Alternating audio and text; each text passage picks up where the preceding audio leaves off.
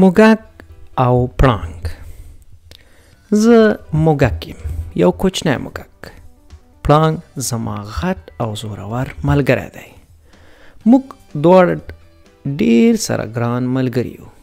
موږ دواړه خپل لانجې سره یو ځای غوسه وو، خو بیا هم کله چې موږ دواړه د غل او پولیس لوبه سره کوو، پړانګ هر وخت پولیس وي او زه غل. پړانګ وایي پولیس تل د لوبې په پای کې بریالی وي. زه څه ویلی شم، زه خو یو کوچنی موږک یم. هر کله چې زه او پړانګ غوړه ډوډۍ سره ویشو، نو پړانګ د ډوډۍ غټه ټوټه ځان ته اخلي او وړه ټوټه یې ما ته راکوي. پړانګ وایي دا ډول ویشل ډیر ښه دي. بیا له ما پوښتنه کوي څنګه ملګریا، همداسې ویشل ښه نه دي؟ زه څه ویلی شم، زه خو یوازې یو کوچنی موږک یم. د پړانګ ګلان ډیر خوښیږي، نو هر وخت چې ګلان وویني یوازې ما ته اشاره کوي او له ما غواړي چې ګلان ورته راوړم. پړانګ وایي طبیعت بې له ګلانو ښه نه دی. زه څه ویلی شم، زه خو یوازې یو کوچنی موږک یم. یو ورځ ما د لوبو له خښتو څخه کلا جوړه کړه. ښه لویه کلا مې جوړه کړه. زه هر وخت همداسې کلاګانې جوړوم. پړانګ ته مې ویل وګوره دا کلا ما آباده کړې ده. پړانګ راته ویل ای موږکه تا خو ډېر ښه کار کړی دی. پړانګ کراټه کوله. یو دم په غوسه شو، پر کلا باندې یې ټوپ کړ، کلا یې په لغته ووهله او ټوټه ټوټه یې کړه. دا زموږ پړانګ دی. ما چیغه وکړه ته به هیڅکله زما ملګری نشي.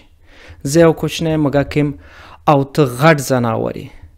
زه او ته نه سره جوړیږو، د خدای په امان. زه ډیر په غوسه شوم، ډیر خفه شوم. شور ماشور مې جوړ کړ، غال مغال مې وکړ. زه هیڅکله په پړانګ باندې دومره په غوسه شوی نه وم. بله ورځ چې پړانګ زه ولیدم، ما ویل چې زړه مې ودرېد. ما ګمان وکړ چې اوس به پړانګ راشي او ما به تر خپلو پښو لاندې چیت کړي. هماغسې چې زما کلا یې ټوټې ټوټې کړه. ما پړانګ ته ویل زما د لارې نه ورکه شه، زه له تا څخه نه ډارېږم، ما یوازې پرېږده. خو پړانګ ونه وهلم. زما کلا یې بېرته راته آباده کړه او ما ته یې ویل راځه خپله کلا وګوره. ما ورته ویل چې زه ستا ملګری نه یم.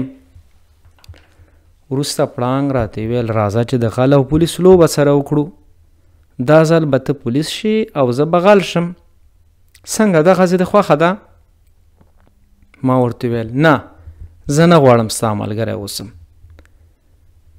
پړانګ وویل نو یو بله وکړو، راځه غوړه ډوډۍ به سره وویشو، داسې چې زیاته به یې تا ته درکړم، کمه به یې زه واخلم. ما بیا ورته ویل چې زه نه غواړم ستا ملګری اوسم. په پای کې پړانګ ما نه وپوښتل ګلان دې خوښیږي؟ ما د ګلانو په منځ کې هغه ګل ته اشاره وکړه. پړانګ په ډېر زړورتوب سره لاندې ټوپ کړ او ما ته یې ګلان راوړل. دې سره ما ورته وویل ګمان کوم چې اوس به زه ستا ملګری شم. پړانګ راته وخندل. له هغې ورځې تر ننه پورې ما له پړانګ سره عادت کړی دی. اوس موږ هر کار په نوبت سره کوو. کله زه غل شم دی پولیس شي، کله دی غل شي او زه پولیس شم. اوس موږ غوړه ډوډۍ په 2 برابرو برخو ویشو او موږ دواړه هیڅ ستونزه سره نه لرو. خو بیا هم خو ګوره په کلي کې مو یو بل ماشوم را پیدا شو.